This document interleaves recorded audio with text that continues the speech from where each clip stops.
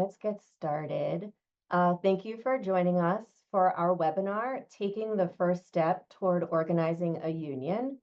My name is Alana Steide, and I am the Research and Organizing Manager at the Department for Professional Employees, or DPE.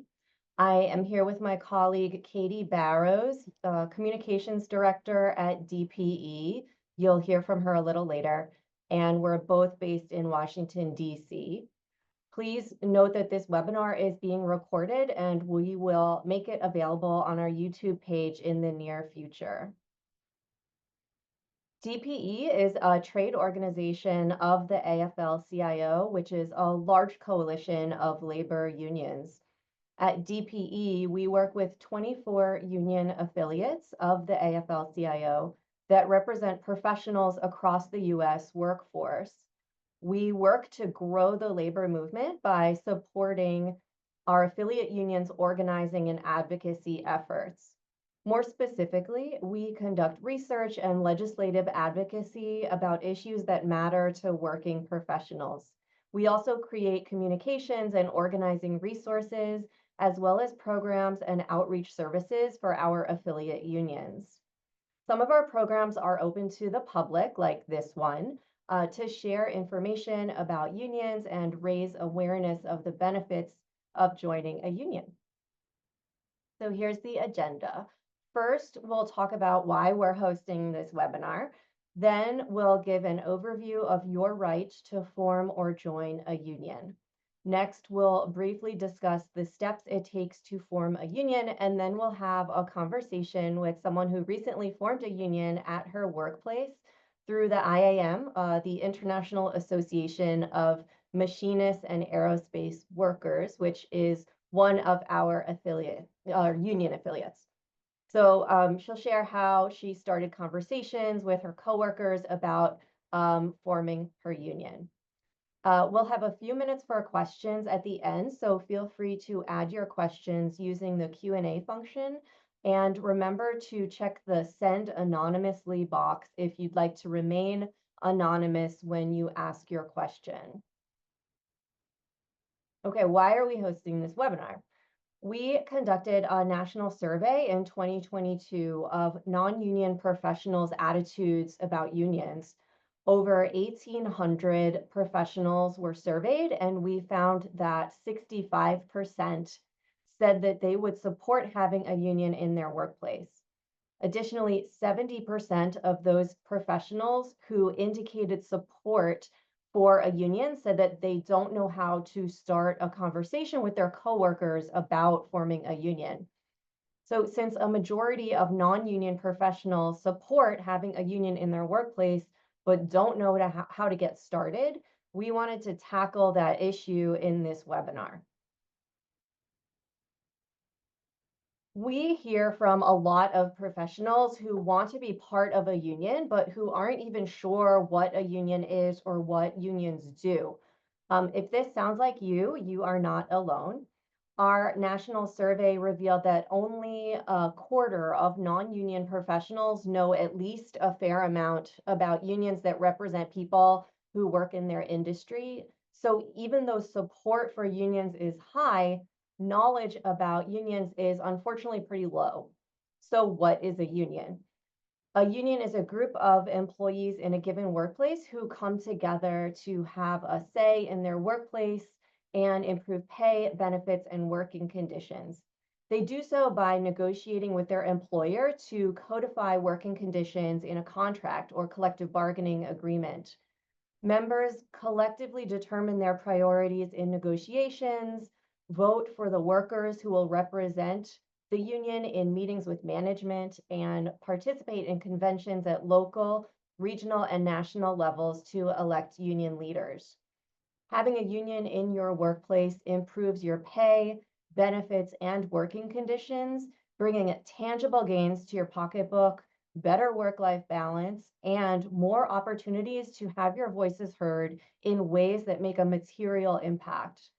You can see examples of recent tangible gains made by unionized professionals by visiting our website, dpeaflcio.org, and clicking on the Union Difference tab at the top. We just put a direct link to that page in the chat. Most employees are eligible to join or form a union, and that includes people in professional occupations. There are currently about 6.4 million professionals who are union members. They work in fields including science and technology, healthcare, education, legal services, and the performing arts, just to name a few. In the private sector, you are eligible to organize or join a union as long as you are not a supervisor or manager or a confidential employee.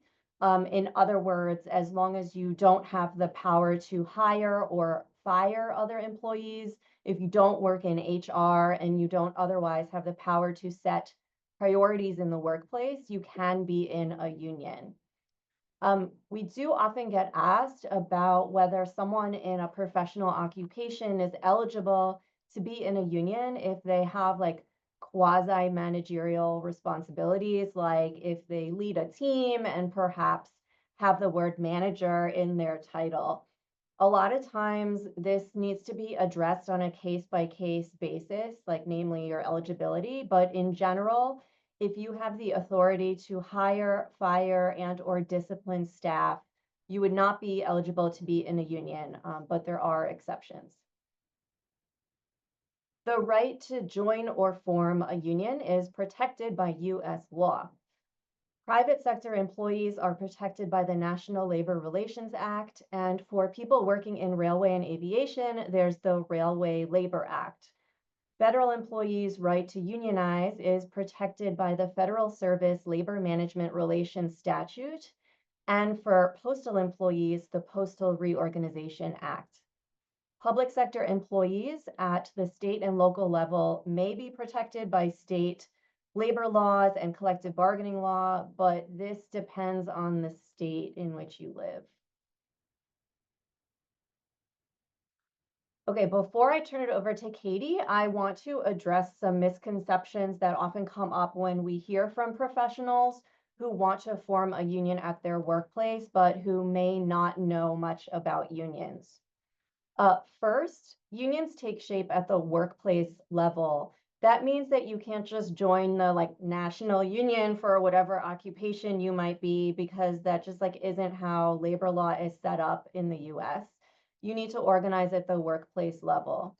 Some professionals work in industries and sectors with sizable union density, for example, in like healthcare and education. But they got this way because professionals in those fields have been building power over many years, and that's workplace by workplace.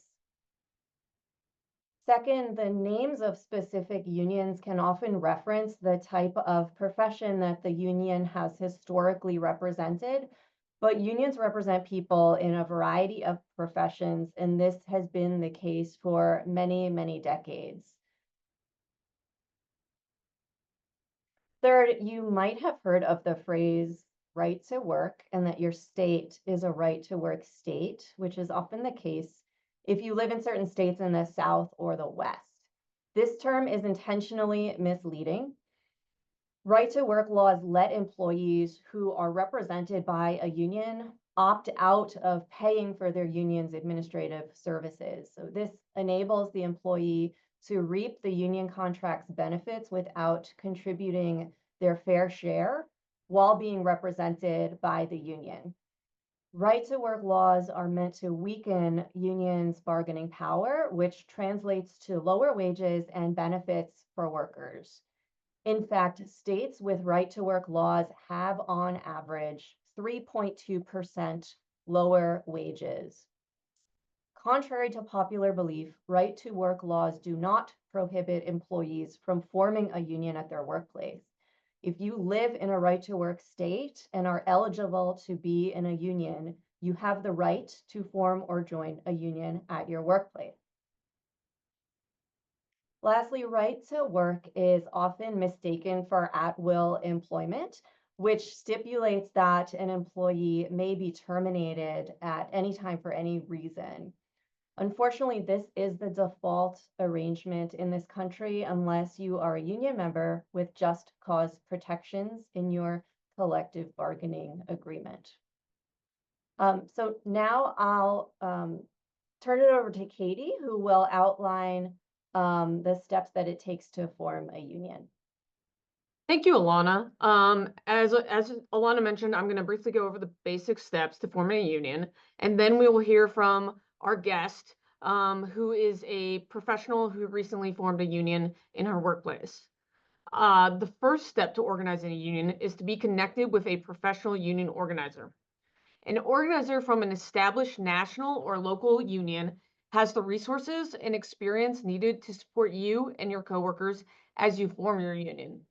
Their knowledge of the organizing process will help you navigate any situation that arises. Following this webinar, we will send everyone a survey where you can let us know if you are interested in connecting with a union organizer from one of our affiliated unions. For the next step, you will need to focus on building support for your union. Before you start having conversations, you will need a full understanding of who among your coworkers are eligible to be part of your union.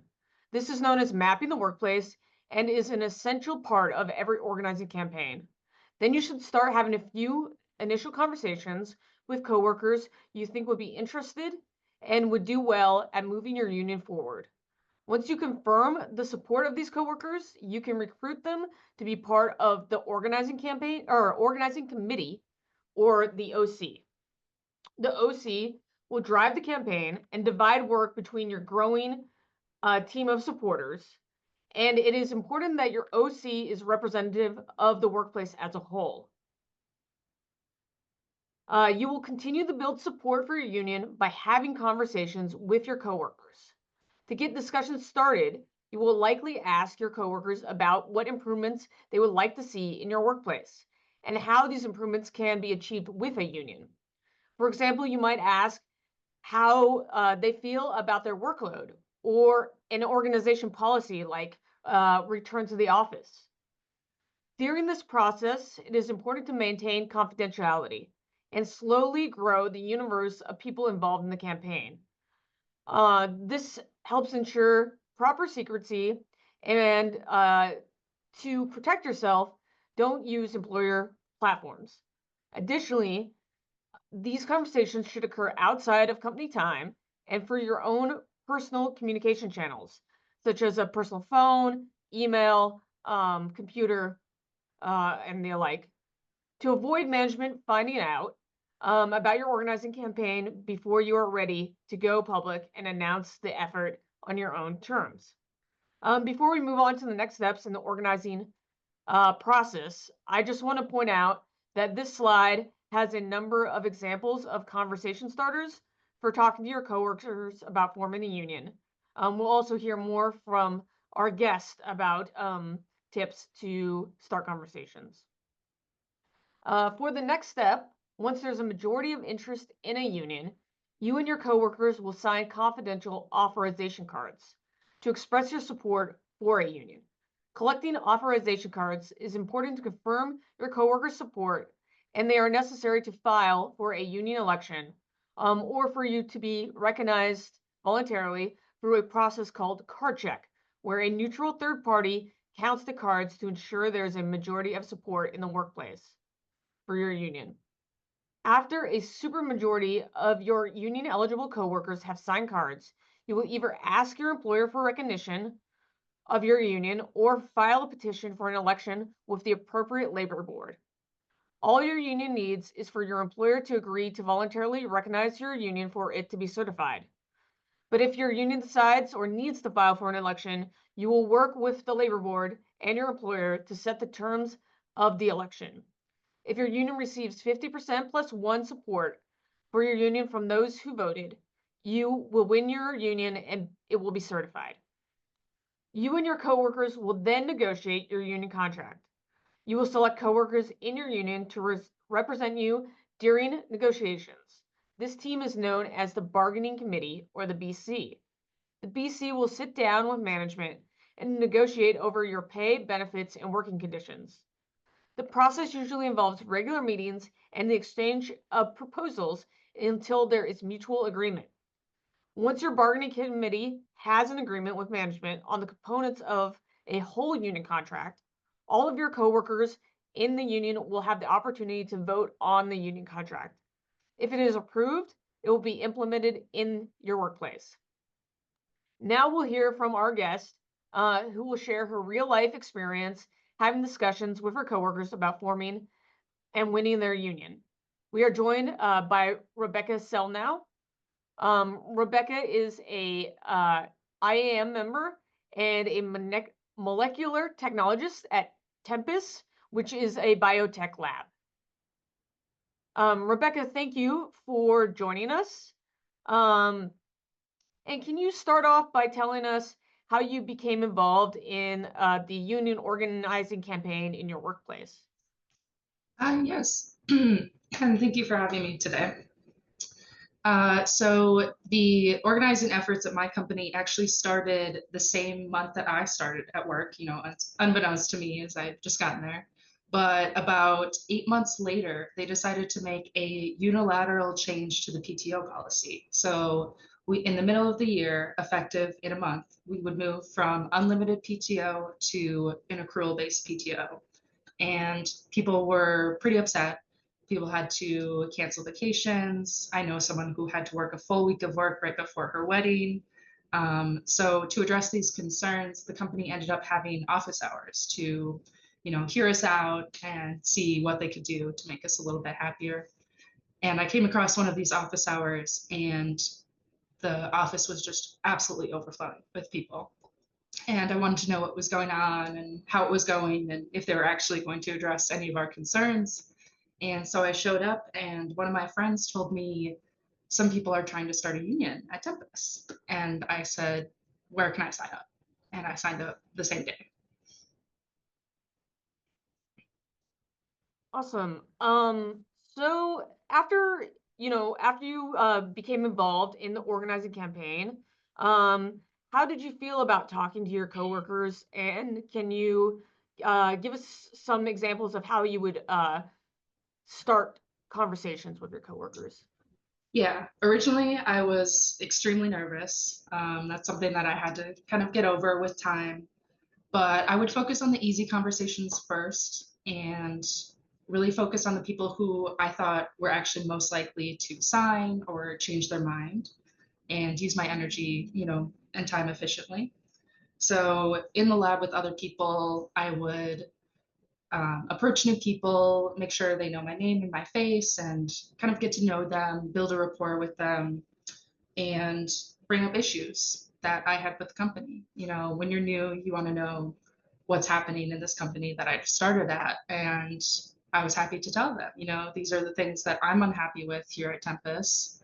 And I would also jump in other conversations if people were complaining and say, like if we had a union, they wouldn't be able to unilaterally change our PTO in a month, and kind of educate people on some of the scarier rights that management has without a union contract. Like, did you know that they can unilaterally change our hours and pay like that? And there's nothing that we can do about it unless we have a union contract.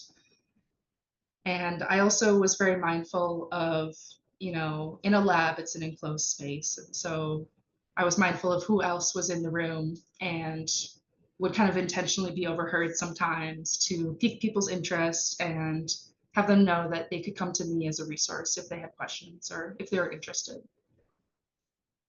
And generally, what were your coworkers' reactions when you talked to them about forming a union? So I got reactions all over the place. Some people were super knowledgeable about unions and were super eager to just sign an A card right away. Some people had previously been in a union, but in a more traditional union setting like nursing or manufacturing or construction, and they had no idea how a lab union would work, and they wanted to know what that would even look like. And more people than I expected, especially, in a big city like mine, had no idea what a union was. And some people had never even heard the word. They asked me, what does that mean? So with those people with little to no knowledge about unions, I spent a lot of time educating them and providing them with resources that they could look into on their own and kind of try to pique their interest that way. And there were, of course, those against forming a union, mostly people who uh, didn't really understand like what a union can actually do for them. They were really concerned about dues and really held this belief that we wouldn't gain anything from unionizing, and so there was no point. And how did you address their concerns like about dues or about other issues that they were concerned about? Yeah, I would say probably the biggest concern at my job was retaliation from management. And so I focused a lot on education here. I emphasized the support that we have from the IAM, both, as we were signing A cards and trying to get to that election, and the support that we would have after an election, and especially with a contract. And another big concern was dues. And so I tried to explain to people, you're not going to lose anything. I asked people, would you vote for a contract where you lost money, where you lost benefits, where you got a worse deal overall? I don't think anybody's saying yes to that. So I tried to explain that what we would achieve by unionizing would far outweigh whatever they're going to pay in dues. And what advice would you give other professionals who are starting to organize a union and are, starting to have conversations with their coworkers about unionizing? Yeah, I would say number one, be persistent. Don't get discouraged. My election was almost a year ago at this point. So this has been a long process that required, a lot of dedication. And don't give up when you talk to someone once and they don't sign an A card or they don't sign a membership application. Try to talk to people again, maybe bring up different issues. Maybe the issue that you really care about is one that they don't really care about for whatever reason. So try to find what will make them respond if you feel like progress isn't being made. And also know your strengths, and focus on what you can do. For example, I know I'm really good at getting to know new hires, kind of introducing them to the company and, some of its flaws, in my opinion, and kind of working on them and building that relationship that way. I would also kind of tag team with people. Like, for example, if I had a friend who I knew they were closer to a few people than I was, I would ask them, hey, can you talk to them about the union as well? Because not only might they respond better to you, someone they're closer with, we're also now showing them like this is a popular decision. We have two people that want this, that support this, and all of a sudden it starts to look a little more like, okay, maybe this is legit, like maybe this is something that I should look into if all these people around me are interested. Well, thank you. Now, I think we have some time for a few questions from the audience. So, for those who have questions, please use the Q&A function to ask your questions about unions for professionals and union organizing. And if you want your question to be anonymous, please remember to check the box "Send anonymously" to remain anonymous on the Q&A box. Just a reminder, this webinar is being recorded to share in the future on YouTube. Additionally, if we don't get to your question, please feel free to email us at organize@dpeafl-cio.org, which I will put that in the chat. And we will be sure to respond to your email and get back to you with an answer.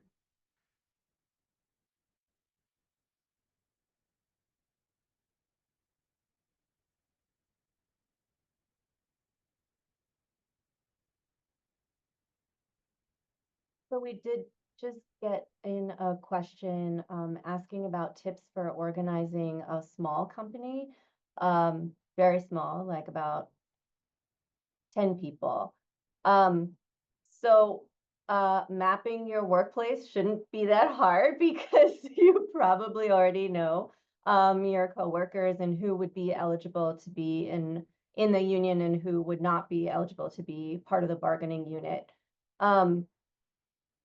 The way to kind of start conversations would be the same as in any other workplace. Of course, in Rebecca's example, she and her coworkers were on site, which is, helpful to start conversations. But what if you all work remotely, right? So there are benefits and drawbacks to that.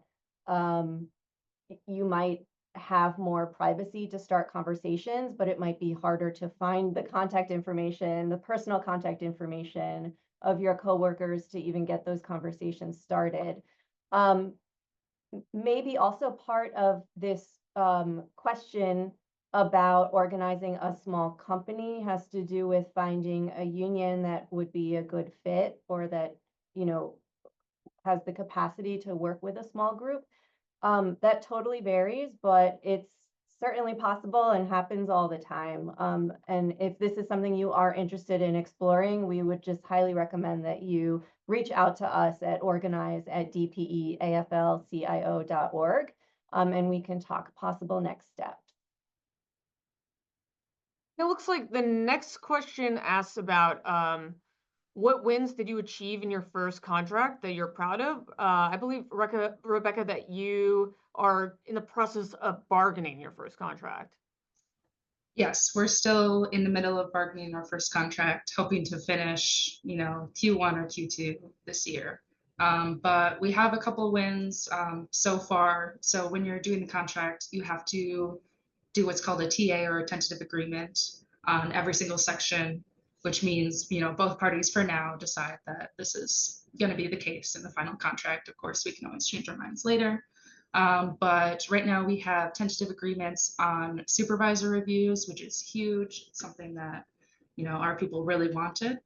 And we are looking at getting better PTO accrual as well. That's looking pretty likely. And then the next question is, can you share more on determining who would be eligible? So, this is something you really need to work with a union organizer on, because it can really depend on the workplace.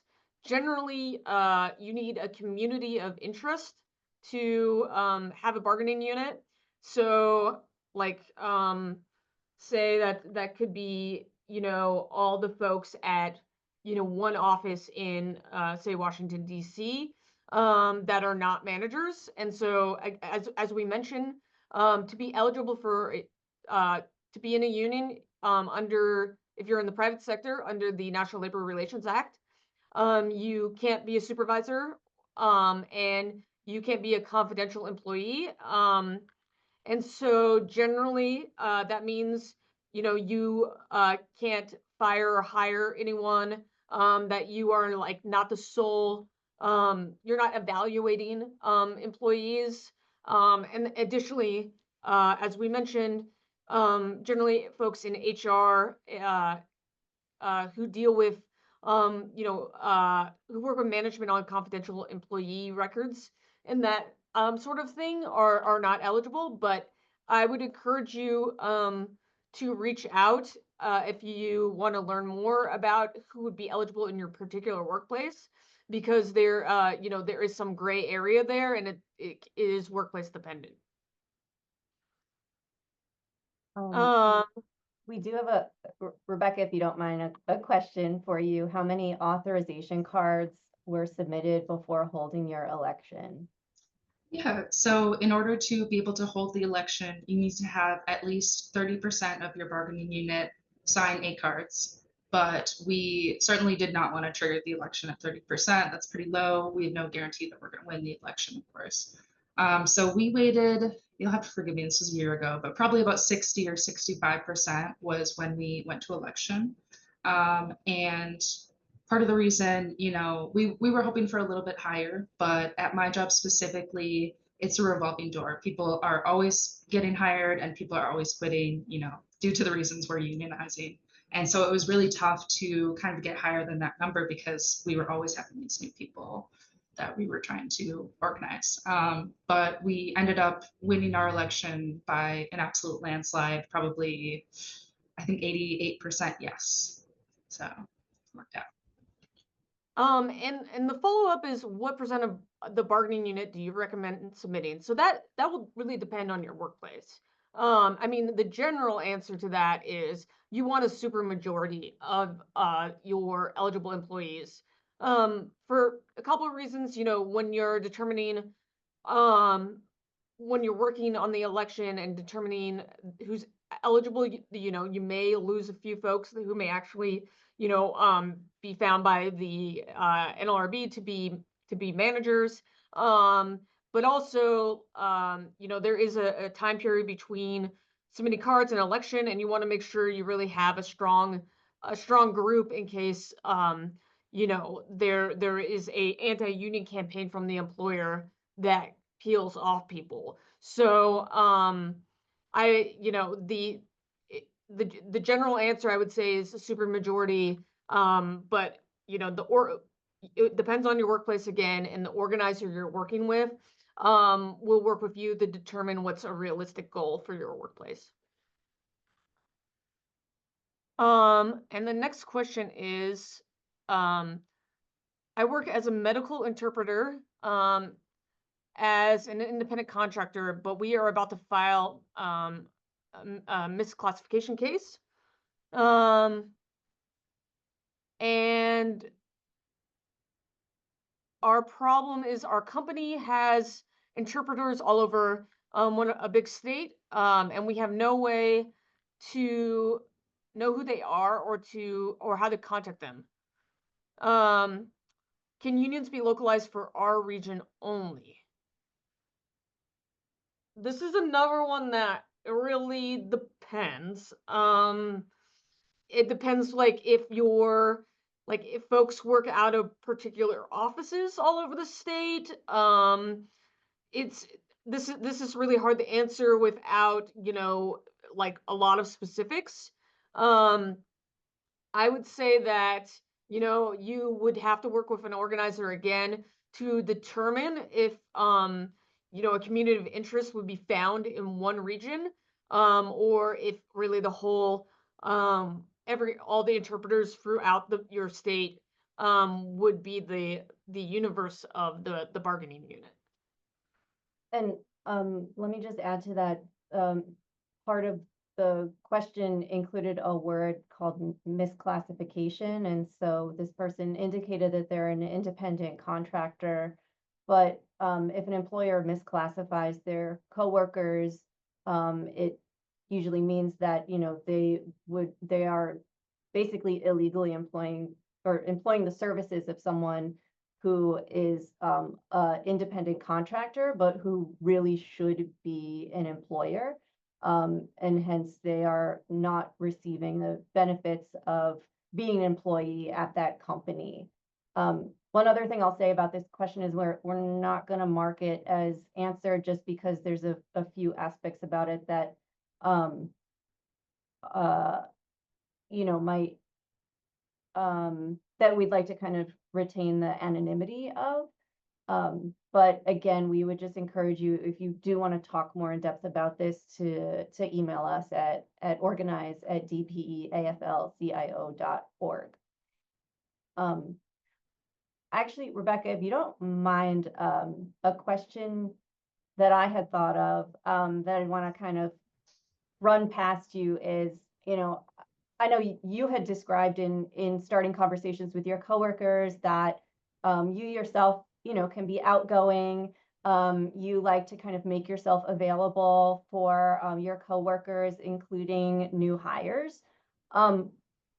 Not everyone is super social and outgoing, right? But like, what if you might consider yourself an introvert, but you still want to get the ball rolling and start conversations with your coworkers about forming a union? Did you come across anyone, even in your own experiences, maybe a coworker who was a little bit tentative and an introvert, but like really did want to help and move things forward. Yeah, definitely. I would say even, members of our organizing committee, like I said, everyone has different strengths. So if you want to move things along, but you're a little more shy, I mean, even just kind of bringing up that there are issues at work, kind of making sure that people do know about them. And like in my job specifically, I've gotten to know a lot of people in other positions now. And so I've shared some of their plights with people in my position, and they said like, oh my goodness, I had no idea that there were people going through these things at our company. That's terrible. And kind of tried to gain support that way.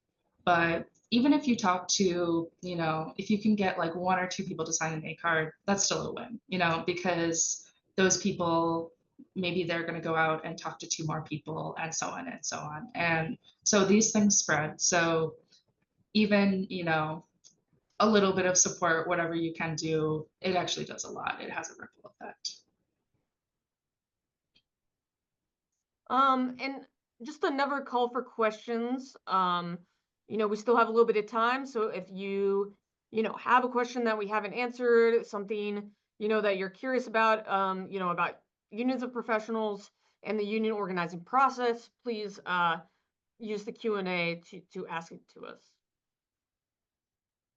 I will add, and while we're waiting for more questions to come in, on the topic of starting conversations with your coworkers, I think it's really easy to maybe start from a place of frustration. Maybe you and one or two other coworkers just started a conversation because you've been frustrated about something or annoyed by a certain policy that's been implemented at your workplace unilaterally. And it's okay to get together and start complaining for sure, but it is also very important to make sure that you frame conversations in a positive way, because we are here at our jobs that we care about, right? We like our jobs and we want to stay, but we want to see our workplaces improved, and we want to have a role in improving that workplace, because we know that if we leave it up to management, it probably won't happen. So framing things in very positive ways and emphasizing that we're doing this because we want to improve our workplaces, rather than it just kind of be a complaining fest. Also signals that we're making a positive change here, for ourselves and the workplace in general.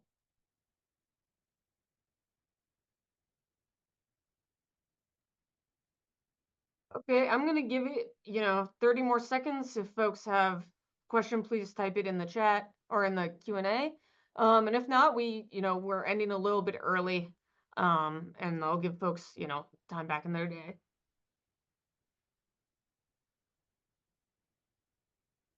And again, if you are interested in talking things through and being connected with an organizer, please email us, organize@dpeaflcio.org. I also want to take the opportunity to thank Rebecca for joining us and sharing her experiences and insight. So thank you, Rebecca. Yes, thank you again for having me. Yeah, thank you so much. Well, I think we can conclude then, since there's no other questions. So thank you for everyone who attended and for your great questions. And please reach out if you want to be connected to an organizer, but we will be sending a survey in the next couple days or so that you can fill out and also request to be connected from there. Thank you again.